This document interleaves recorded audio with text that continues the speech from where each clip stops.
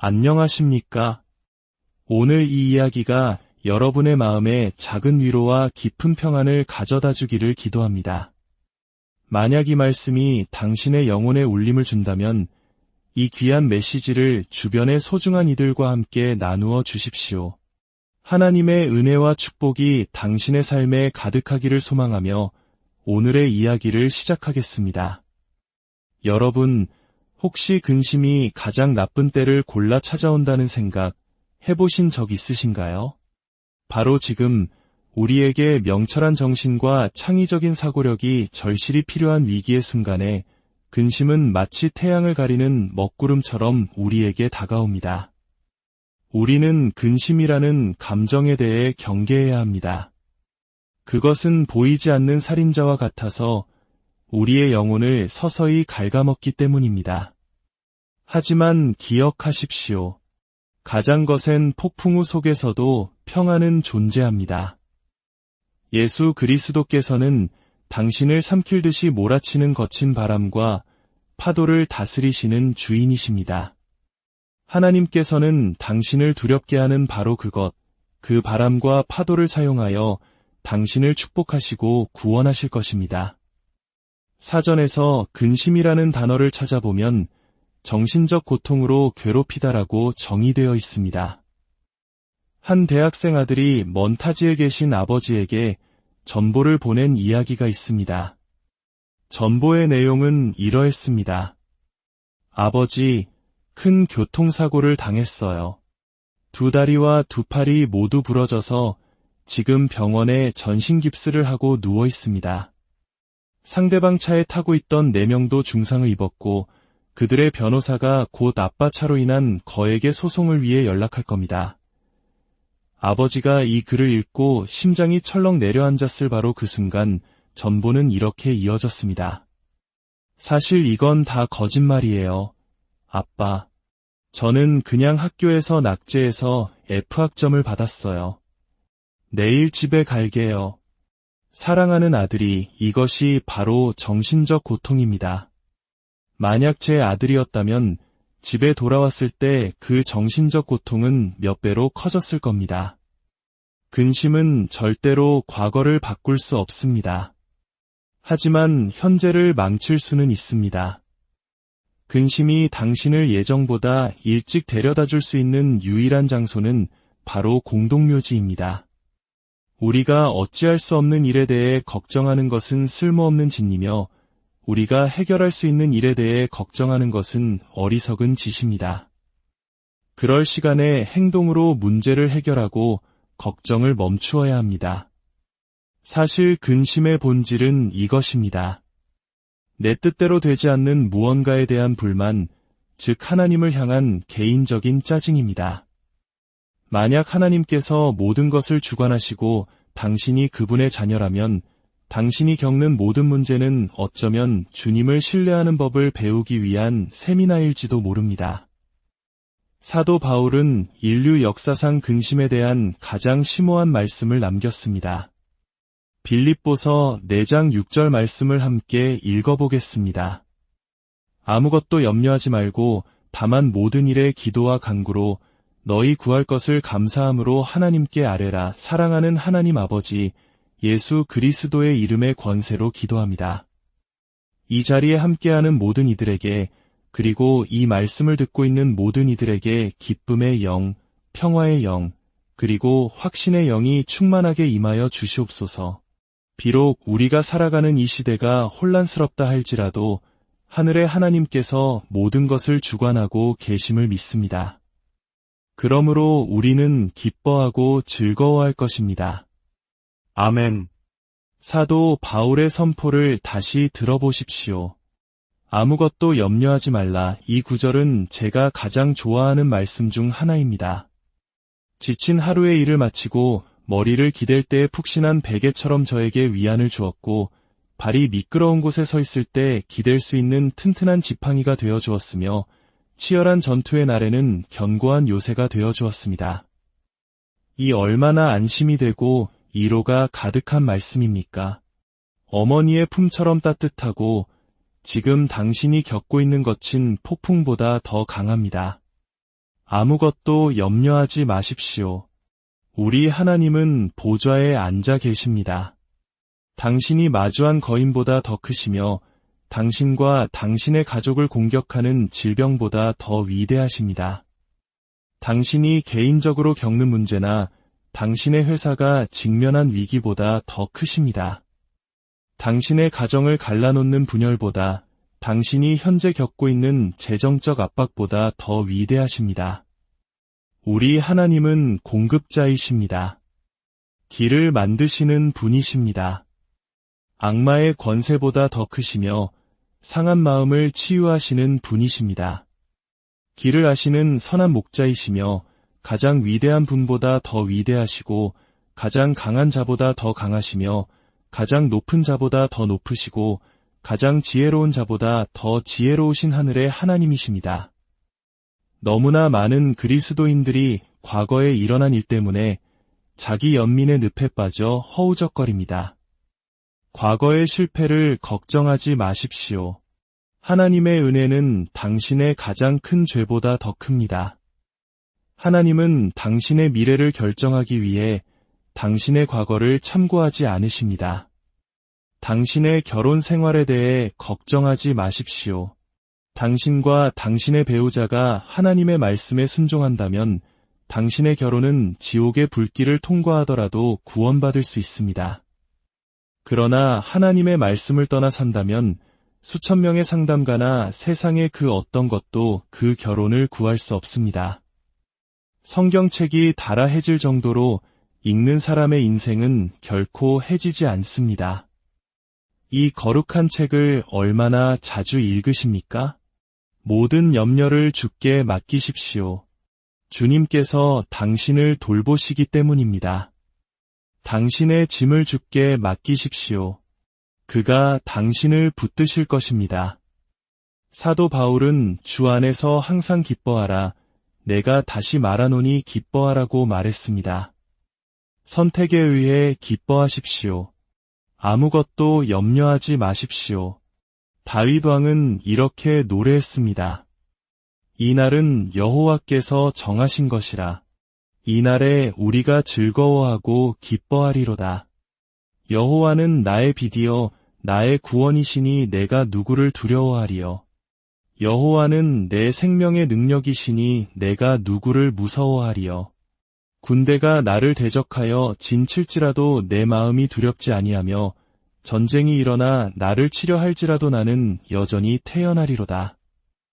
그가 환난 날에 나를 그의 초막 속에 비밀히 지키시고 그의 장막 은밀한 곳에 나를 숨기시며 높은 바위 위에 두시리로다. 이제 내 머리가 나를 둘러싼 내 원수 위에 들리리니 승리는 예수의 이름으로 나의 것이 되리라. 왜 걱정하십니까? 당신은 실패할 수 없는 하나님을 섬기고 있습니다. 새 히브리 청년처럼 불 속을 걸을 때에도 불이 당신을 태우지 못할 것이며 물 속을 걸을 때에도 물이 당신을 익사시키지 못할 것입니다. 왜 걱정하십니까? 천지를 창조하신 전능하신 하나님이 당신의 아버지이십니다. 그분은 전능하시고 모든 것을 아시며 모든 것을 채우시는 분입니다. 그분은 너는 내게 부르짖으라 내가 내게 응답하겠고 내가 알지 못하는 크고 은밀한 일을 내게 보이리라고 약속하셨습니다. 왜 걱정하십니까? 그분은 당신의 모든 길에서 당신을 보호하기 위해 천사들을 보내실 것입니다. 왜 걱정하십니까?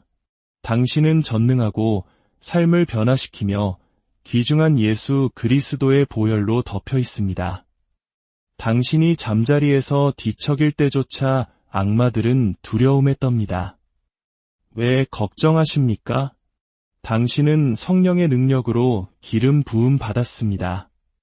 당신은 하나님의 은총을 입었고 그분의 이름을 사용할 수 있는 권세를 받았습니다. 너희가 내 이름으로 아버지께 무엇을 구하든지 다 행하리라. 구하라. 그러면 받을 것이요. 믿는 자에게는 불가능한 일이 없습니다. 우리 하나님은 당신의 기도에 응답하시기를 간절히 원하십니다. 당신의 짐을 덜어주시고 당신의 적들을 물리치시며 지푸라기처럼 흩어버리기를 원하십니다. 당신이 할 일은 오직 예수 그리스도의 이름의 권세로 그분께 구하는 것뿐입니다. 그러면 이루어질 것입니다. 그렇다면 우리는 근심하지 말라는 경고를 들어야만 할까요?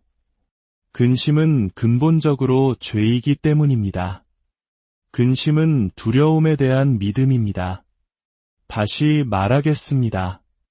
근심은 두려움에 대한 믿음입니다. 두려움은 믿음의 거부입니다. 하나님은 우리에게 두려워하는 마음을 주지 않으셨다고 성경은 말합니다. 만약 하나님이 주시지 않았다면 누가 준 것일까요? 바로 어둠의 세력입니다. 두려움은 의심을 낳고 두려움과 의심은 패배를 가져옵니다. 근심은 부자나 가난한 자, 지식인이나 무지한 자, 젊은이나 늙은이 할 것 없이 모든 계층의 사람들에게 속해 있습니다. 우리는 가진 것에 대해 걱정하고 가지지 못한 것에 대해 걱정합니다. 우리가 한 말과 하지 못한 말에 대해 걱정하고 우리가 한 일과 하지 못한 일에 대해 걱정합니다. 우리의 몸에 대해, 외모에 대해 걱정합니다. 결혼하지 않았다고 걱정하고 결혼했기 때문에 걱정합니다. 근심은 항상 최악의 순간, 바로 위기의 순간에 찾아옵니다. 명료한 정신과 지능적으로 생각할 창의력이 필요할 때 근심은 어두운 구름처럼 나타나 태양을 가립니다. 그것은 창의력을 고갈시키는 암과 같습니다. 근심은 적극적인 사람들을 겁쟁이로 만들고 얼굴에 주름과 불안을 가득 채웁니다. 마음을 마비시켜 위기에 대한 해결책을 찾지 못하게 하고 밤에는 몸의 휴식을 빼앗아갑니다. 현대의 의학자들은 근심이 암, 심장병, 고혈압, 이궤양의 어머니라고 말합니다. 문제가 되는 것은 당신이 무엇을 먹느냐가 아니라 무엇이 당신을 먹고 있느냐는 것입니다. 근심은 당신의 마음을 흐르는 오염된 강물과 같아서 낙관주의와 믿음, 희망을 모두 익사시킵니다. 근심은 당신이 겪어보지도 않았고 앞으로도 겪지 않을 문제에 대해 미리 지불하는 이자와 같습니다. 한 노인은 이렇게 말했습니다. 내 인생에서 겪었던 문제의 대부분은 실제로는 일어나지 않은 일들이었다. 수많은 신실한 그리스도인들이 평화의 왕을 따른다고 말하면서도 감정적인 혼란 속에서 살다가 너무 일찍 세상을 떠났습니다. 근심은 믿는 자의 삶에 설 자리가 없습니다. 멈추십시오. 이제 그만 멈추십시오. 예수님께서 말씀하셨습니다. 너희 중에 누가 염려함으로 그 키를 한 자라도 더할 수 있느냐? 근심은 아무 쓸모가 없습니다. 근심은 단 하나의 짐도 들어준 적이 없고 단 하나의 문제도 해결한 적이 없으며 단 하나의 눈물도 닦아준 적이 없습니다. 근심은 누구에게도 단 하나의 해답도 제공한 적이 없습니다. 절대로 없습니다. 그러니 걱정하지 마십시오. 과거는 역사이고 미래는 미스터리입니다. 오직 오늘만이 존재합니다. 그래서 오늘을 영어로 프레전트 즉 선물이라고 부르는 것입니다. 오늘은 하나님이 주신 선물입니다. 내일 무슨 일이 일어날지 모르니 오늘 하루를 당신이 가진 최대한의 기쁨으로 살아가십시오. 당신의 삶은 하나님이 당신에게 주신 선물이며 당신이 그 삶으로 무엇을 하는가는 당신이 하나님께 드리는 선물입니다. 매일이 소중하게 만드십시오. 어떻게 근심을 없앨 수 있을까요? 그것은 이상적인 상황을 통해서가 아닙니다. 이상적인 상황, 이상적인 결혼, 이상적인 가정이나 교회, 사업은 존재하지 않습니다. 왜냐하면 그곳에는 항상 결점과 실패, 좌절과 두려움으로 가득 찬 사람이 있기 때문입니다. 우리의 모든 의는 더러운 옷과 같다고 성경은 말합니다. 근심을 없애는 것은 그것이 연습의 결과임을 깨달을 때 가능합니다. 아무도 걱정하며 태어나지 않았습니다. 아기의 얼굴을 본 적 있습니까? 그곳에는 두려움이나 불안이 없습니다. 엄마나 아빠가 자신을 돌봐줄 것이라는 완전한 믿음과 신뢰만이 존재합니다. 당신이 걱정 전문가가 된 것은 당신이 걱정을 연습하고 또 연습했기 때문입니다. 배운 것은 버릴 수도 있습니다. 당신의 마음을 새롭게 함으로써 근심을 버리십시오. 사도 바울은 이렇게 말했습니다.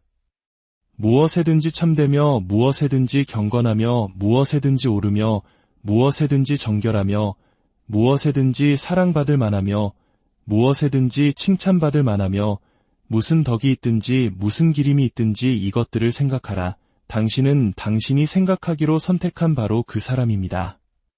당신의 생각을 통제함으로써 당신의 삶의 질을 통제할 수 있습니다. 근심에 대한 최고의 처방전은 바로 하나님에 대한 믿음입니다. 어린아이와 같은 믿음입니다. 사도 바울은 모든 일에 기도와 간구로 감사함으로 너희 구할 것을 하나님께 아뢰라고 기록했습니다. 하나님께 나아갈 때 문제부터 쏟아내지 마십시오. 먼저 그분의 선하심에 감사하고 당신이 가진 건강에 감사하며 그분이 보내주신 축복에 감사하십시오. 그분의 영광스러운 이름을 찬양하고 높이십시오. 그런 다음 당신의 목록을 내어놓으십시오. 분명히 하늘이 당신의 삶에 임하고 초자연적인 속도로 모든 것이 바로 잡히는 것을 경험하게 될 것입니다. 한 비행사가 세계 일주 비행을 하던 중이었습니다. 이륙한 지 2시간쯤 지났을 때 그는 조종석에서 무언가 갉아먹는 소리를 들었습니다. 쥐였습니다. 그 쥐가 비행기의 어느 부분을 갉아먹고 있는지 알 수 없었기에 그는 극심한 공포에 휩싸였습니다. 돌아가기에도 앞으로 나아가기에도 똑같이 2시간이 걸리는 막막한 상황이었습니다. 그때 조종사는 쥐가 높은 고도에 적응하지 못하는 설치류라는 사실을 기억해냈습니다. 그는 비행기 기술을 위로 향했습니다. 더 높이, 더 높이, 더 높이 올라가자 각작거리는 소리가 멈췄습니다. 착륙했을 때 조종석 계기판에서 죽은 쥐 한 마리가 떨어졌습니다. 이야기의 교훈은 무엇일까요? 근심은 바로 그 쥐와 같습니다. 근심은 지극히 높으신 분의 은밀한 곳에서는 살 수 없습니다. 믿음의 대기 속에서는 숨 쉴 수 없습니다. 당신의 기도의 능력 앞에서 살아남을 수 없으며 예수 그리스도의 보혈의 권세를 뚫을 수 없습니다. 만약 근심이 당신의 마음과 가정, 재정, 사업, 자녀의 미래를 갉아먹고 있다면 감사의 영으로 믿음의 날개를 타고 살아계신 하나님의 임재 안으로 날아오르십시오. 진정한 평안이란 무엇일까요? 분쟁이 없는 상태가 평안은 아닙니다. 로마 제국이 잔혹하게 통치하던 시절 세상에는 전쟁이 없었지만 평화도 없었습니다. 사람들은 두려움 때문에 증오심을 삼키고 불행에 굴복했습니다. 평안은 위험과 책임으로부터의 분리도 완전한 안전도 아닙니다. 이 세상에 완전한 안전이나 긴장 없는 상태는 없습니다. 그것은 죽음의 평화일 뿐입니다. 예수님은 내 십자가를 지고 나를 따르라고 말씀하셨습니다. 당신에게는 싸워 이겨야 할 거인이 있고 올라야 할 산이 있으며 정복해야 할 권세가 있습니다. 달려가야 할 경주가 있고 쟁취해야 할 승리가 있습니다. 기독교는 죽음이 아닌 삶으로의 부르심이며 현실 도피가 아닌 참여입니다. 역경을 기회로 바꾸고 패배의 문턱에서 승리를 낚아채는 것입니다. 기독교는 믿음의 선한 싸움을 싸우는 것입니다. 성경은 마귀를 대적하라 그리하면 너희를 피하리라고 말합니다. 다니엘과 함께 사자굴에 있는 것이 왕궁에서 초조하게 서성이는 것보다 더 행복할 수 있습니다. 불타는 용광로 속에서 네 번째 사람과 함께 있는 것이 저 바깥에서 우상 앞에 절하는 비겁자들보다 더 행복할 수 있습니다. 싸움에 참여하십시오. 평안은 하나님과 함께 전투에 참여함으로써 얻어지는 것입니다. 폭풍우가 몰아치는 시간에도 평안이 있습니다. 예수 그리스도께서는 당신을 파괴하려는 바람과 파도의 주인이십니다. 그분은 잠잠하라, 고요하라고 명하십니다. 하나님은 당신을 두렵게 하는 바로 그것을 사용하여 당신을 축복하시고 구원하실 것입니다. 가장 어두운 골짜기에도 평안이 있습니다. 다윗은 내가 사망의 음침한 골짜기로 다닐지라도 해를 두려워하지 않을 것은 주께서 나와 함께 하심이라고 고백했습니다. 그림자는 무해합니다. 사자의 그림자는 당신을 물 수 없고 뱀의 그림자는 당신을 해칠 수 없으며 칼의 그림자는 당신을 벨 수 없습니다. 죽음은 단지 사망의 그림자 골짜기일 뿐입니다. 그 골짜기를 통과할 때 만왕의 왕이시오 생명의 주관자이신 분께서 당신을 천국의 문으로 인도하는 신성한 안내자가 되어 주실 것입니다. 그리스도께서 살아계시기에 당신도 영원히 살 것입니다. 평안은 하나님의 선물입니다. 그러나 예수님은 내가 세상에 화평을 주러 온 줄로 생각하지 말라. 화평이 아니여 검을 주러 왔노라고 말씀하셨습니다. 예수님은 나누는 분이십니다. 알곡과 가라지를, 양과 염소를, 빛과 어둠을, 넓은 길과 좁은 길을, 진리의 말씀과 사탄의 속임수를 나누십니다. 당신은 예수 그리스도의 종이거나 죄와 사탄의 노예이거나 둘 중 하나입니다. 로마서 5장 1절에서 바울은 말합니다. 그러므로 우리가 믿음으로 의롭다 하심을 받았으니 우리 주 예수 그리스도로 말미암아 하나님과 화평을 누리자. 하나님과의 완전한 항복 없이는 결코 평화를 경험할 수 없습니다. 세상이 주는 평화는 거짓 평화입니다. 진정한 평화는 오직 평화의 왕이신 예수 그리스도께 무릎 꿇는 자들에게만 주어집니다. 미움의 대가는 세상에서 가장 비쌉니다. 전쟁, 인종차별, 이혼, 사회분열, 이 모든 것이 미움의 결과물입니다. 이러한 것들은 더 많은 무기나 법, 상담가로 해결될 수 없습니다. 오직 모든 사람이 평화를 만드는 자가 될 때 해결될 수 있습니다. 예수님은 말씀하셨습니다. 화평하게 하는 자는 복이 있나니 그들이 하나님의 아들이라 일컬음을 받을 것이며 평안은 어떤 것의 결과물입니다. 성령의 열매는 평안입니다. 화해의 열매이며 책임감의 열매입니다. 의의 열매이며 회개의 열매입니다. 평화를 위해 기도하기보다 의를 위해 기도하기 시작하십시오. 하나님과 전쟁 중인 상태에서는 결코 평화를 가질 수 없습니다. 가정을 거룩한 질서 안에 두십시오. 남편은 아내를 그리스도께서 교회를 사랑하신 것처럼 사랑하고 아내는 남편의 리더십에 순종하십시오. 서로를 향한 사랑과 존중 안에서 진정한 평화가 싹틉니다. 미국의 혼돈의 시대에 우리는 예수 그리스도의 말씀에 귀를 기울여야 합니다. 너희는 먼저 그의 나라와 그의 의를 구하라. 그리하면 이 모든 것을 너희에게 더하시리라. 결론을 맺겠습니다. 당신의 결혼 생활과 가정, 당신의 마음에 지속되는 진정한 평화를 원하십니까? 당신의 삶과 결정에 책임을 지십시오. 의를 구하십시오. 그러면 평화가 찾아올 것입니다. 하나님과의 관계를 바로 세우고 당신에게 맡겨진 소명을 다하며 믿음으로 하루하루를 살아갈 때 세상이 줄 수도 없고 알 수도 없는 하늘의 평안이 당신의 삶을 다스릴 것입니다. 아무것도 염려하지 마십시오. 오직 믿음으로, 감사함으로 하나님께 나아가십시오.